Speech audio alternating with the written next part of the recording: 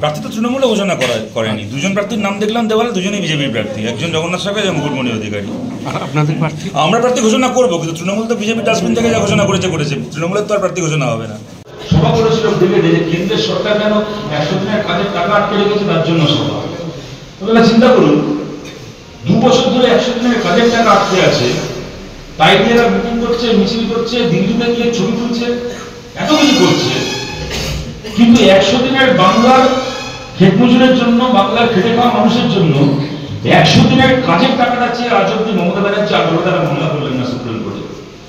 আমরা বলেছিলাম, আমরা সিপিএম বলেছিলাম, আপনার যদি ক্ষমতা থাকে, কেন্দ্রের সরকার টাকা আটকে রেখেছিল রাজস্থানে কংগ্রেস সরকার মামলা করেছিল, 900 কোটি টাকা কেন্দ্র সরকারকে ক্ষতিপূরণ দিতে হয়েছে, 900 কোটি টাকা। আপনি মমতা ব্যানার্জি, আপনার যদি ক্ষমতা থাকে আপনি মামলা করুন, এত মামলা করেন, চোরেদেরকে বাঁচানোর জন্য মামলা, সরকারি কর্মচারী ডিআরকানোর জন্য মামলা। যদি এই মামলাটা করতে পেরেছেন মোদীর বিরুদ্ধে, কেন্দ্র সরকারের বিরুদ্ধে 100 দিনের কাজের টাকা চেয়ে মামলা, আমরা বলছি মমতা ব্যানার্জি, আপনাকে 1 পয়সা সরকারে খরচা করতে হবে না। আমাদের পার্টির নেতা বিকাশ ভট্টাচার্য বিনা পয়সায় রাজ্যের সরকারের হয়ে মামলা লড়বে কেন্দ্রের বিরুদ্ধে, 100 দিনের কাজের টাকা নিয়ে আসবে। কিন্তু সেই মামলা উনি করতে পারলেন না, করবেন না জানার কথা, কারণ ওই মামলা করলে ওনার গোটা মুখে যদি কোথাও চুনকালি লাগে এখনো মানে বাকি থাকে, সেইটুকু জায়গাতেও চুনকালি লেগে যাবে। যা চুরি ওরা করেছে আমরা বাংলা দেখছি 10 বছর ধরে, গোটা দেশ দেখবে কত বড় চোরের দল এই মমতা অভিষেকের দল, কিভাবে গ্রামকে গ্রাম ওরা ছাড়খাড় করে দিয়েছে 100 দিনের কাজের টাকা। মামলা ওরা করতে পারবে না। আর কত বড় বেহায়া চিন্তা করুন, 100 দিনের কাজের টাকা চেয়ে মামলা করলো না, আর সেই সরকার শাহজাহানের মতো, সন্দেশখালী শাহজাহানের মতো একটা ক্রিমিনাল এইরকম ভাবে অত্যাচার করেছে, টাকা চুরি করা, জমি দখল করা ছেড়ে দিন, বাড়ির মামলাদেরকে দখল করেছে গায়ে চড়ে।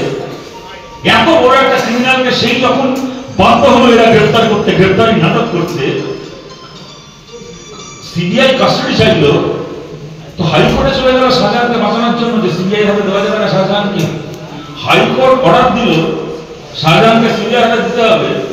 চিন্তা করতে পারেন, 2 বছরে যারা 100 দিনের কাজের টাকা চেয়ে একটা মামলা করলো না, তারা 1 ঘন্টার মধ্যে, হাইকোর্ট অর্ডার দেওয়ার 1 ঘন্টার মধ্যে সুপ্রিম কোর্টে মামলা ফাইল করে দিল। কি না, শাহজাহানকে আমাদের কাছেই রাখতে হবে, শাহজাহানকে আমাদের থেকে দূরে নিয়ে যাওয়া যাবে না, শাহজাহানকে সিবিআই হাতে দিয়ে দেওয়া যাবে না।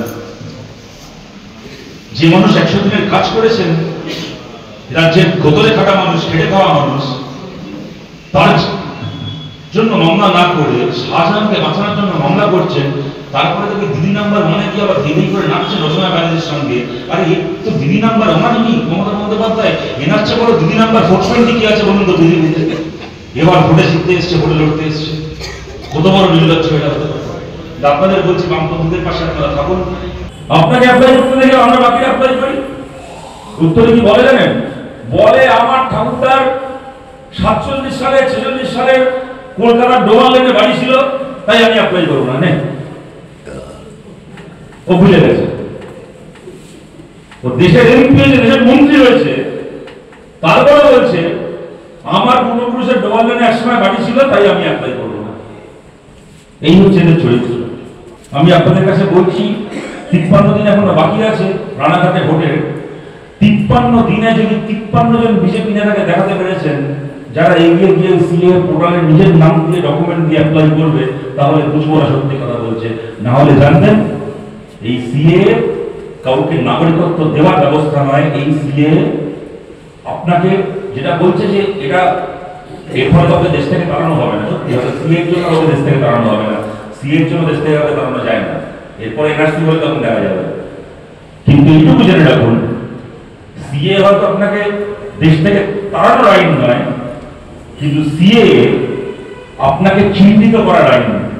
ভারতের মধ্যে যারা আছে তাদের মধ্যে কাদের পূর্বপুরুষ কয়েক শতাব্দী ধরে ভারতে আছে, আর কাদের পূর্বপুরুষ যত 20-30 বছর ধরে ভারতে আছে, আপনাকে চিহ্নিত করার, আপনাকে লোকেট করার আইন। এখন আধার হয়ে গেছে, বায়োমেট্রিক, ফিঙ্গারপ্রিন্ট থেকে শুরু করে আমাদের চোখের মনি স্ক্যান থেকে শুরু করে সবকিছু হয়ে গেছে।